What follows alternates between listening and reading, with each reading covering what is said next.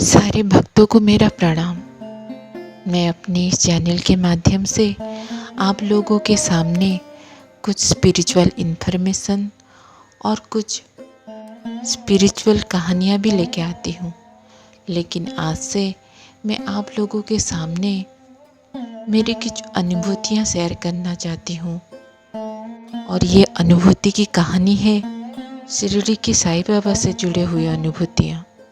साईं बाबा जी के अनगिनत भक्त हैं और उन्हीं अनगिनत भक्तों में से एक मैं भी हूँ। उनके भक्त हमेशा ही उनके अनुभूतियाँ पाते हैं। वैसे मैंने भी बाबा से जुड़ा हुआ बहुत सारी अनुभूतियों को अनुभव किया है और कुछ अनुभूतियाँ मैं आप लोगों के सामने शेयर करना चाहती हूँ। मेरी बाबा से संबंध न जाने कितने युगों से होगा, न जाने कितने जन्मों से होगा, लेकिन इस जन्म में मुझे बाबा जी के साथ प्रत्यक्ष अनुभूति होना शुरू हुआ 2012 से। 2012 में मैं अपनी पढ़ाई ख़त्म करके नौकरी की तलाश करती थी। उस समय मैं बहुत सारे इंटरव्यू दिया करती थी, लेकिन मुझे कभी कहाँ पे नौकरी मिलता तो कहीं नहीं मिलता। जहाँ मिलता वहाँ सैलरी बहुत दिनों के बाद देते या फिर कम देते या फिर वो प्रोजेक्ट ख़त्म ही हो जाता। इस तरह से मैं इंटरव्यू देते देते थक गई थी और सोचती कि मुझे नौकरी मिलेगा या फिर नहीं मिलेगा। उस टाइम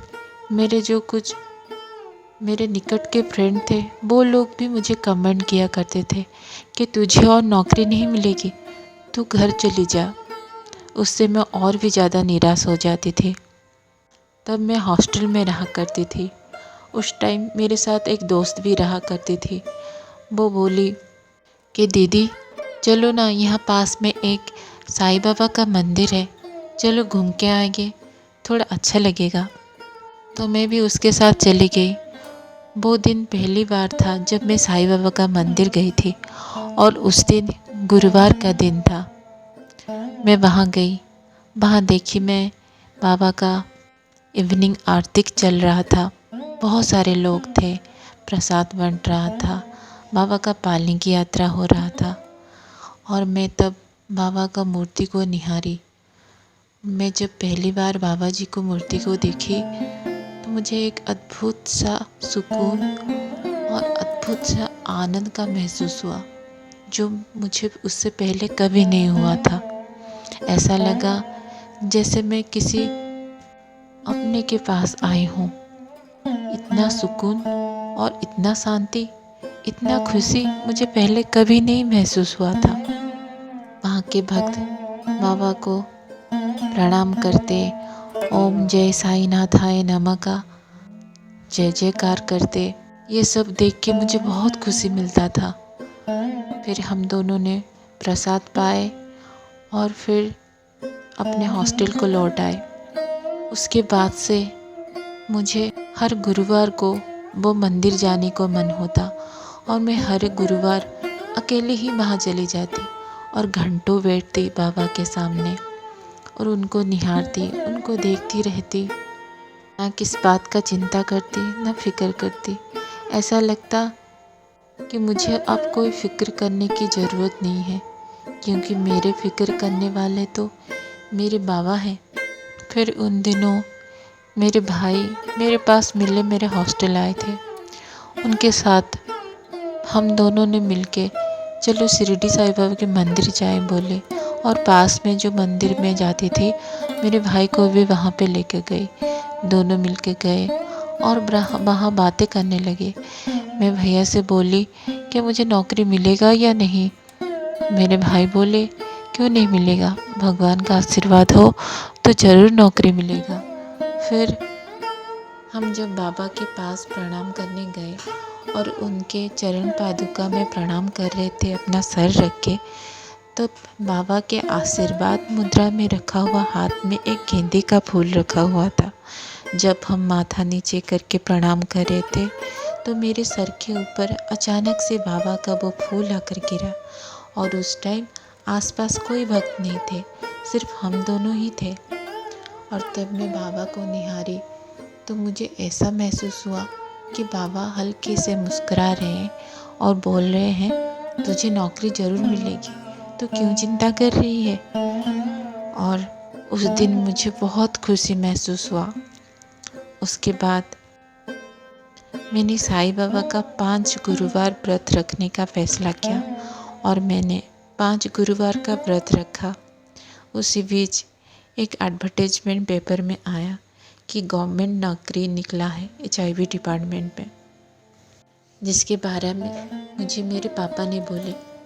फिर पापा आए और मेरे पास बोले कि चल इसको अप्लाई कर ले, भगवान को आशीर्वाद हो तो ये नौकरी भी तुझे मिल जाएगी। और जिस दिन मेरे पापा ने ये नौकरी अप्लाई किया मेरे लिए, उस दिन गुरुवार था, मेरे 5 गुरुवार व्रत का लास्ट वाला गुरुवार था। और फिर मुझे आश्चर्य हुआ कि 2 महीने के बाद मुझे रिटर्न के लिए सिलेक्शन का लेटर आया और मैंने रिटर्न दिया। और वहाँ पर इतने सारे स्टूडेंट थे, हजारों स्टूडेंट में मैंने रिटर्न दिया, जिसको पहले कोई गवर्नमेंट चाकरी का एक्सपीरियंस नहीं था। उसके बाद फिर 3 महीने के बाद मुझे वाइवा के लिए सिलेक्शन किया गया और बुलाया गया। और फिर से इतने सारे स्टूडेंट थे और मैं जो कि सबसे छोटी थी, और मेरा पढ़ाई के बाद मैं ही एक थी जो कि फ्रेशर थी, और सारे लोग बहुत सारे जगहों पे काम करने वाले थे और वो मुझसे उम्र में भी सारे बड़े थे। लेकिन कहीं ना कहीं मुझे ये भरोसा ज़रूर था कि नौकरी मुझे ही मिलेगी। तब उसके 6 महीने के बाद, आप यकीन नहीं करोगे, गुरुवार के दिन मेरे यहाँ अपॉइंटमेंट लेटर आया। मेरे पापा ने वो लेटर खोले जिसमें मेरा नाम लिखा था कि मेरा सिलेक्शन हो गया है इस गवर्नमेंट नौकरी के लिए। तब मेरा खुशी का ठिकाना नहीं था और तब मुझे यकीन आ गया था कि ये नौकरी सिर्फ मेरे बाबा ने कराए हैं। और तब 2013 में मैं इस नौकरी में ज्वाइन की। तब से आज तक मैं ये नौकरी कर रही हूँ। 2023 हो गया है, 10 साल हो गए हैं। और इन 10 सालों में मुझे हर पल बाबा की अनुभूति होती है कि वो मेरे साथ हमेशा से हैं और हमेशा हैं और आगे भी हमेशा ही रहेंगे। फिर से मिलेंगे और एक नए अनुभूति के साथ।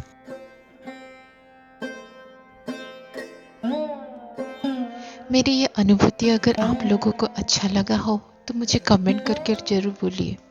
मैं फिर से सुनाऊंगी आप लोगों को मेरी और एक अनुभूति। तब तक के लिए ओम साई राम।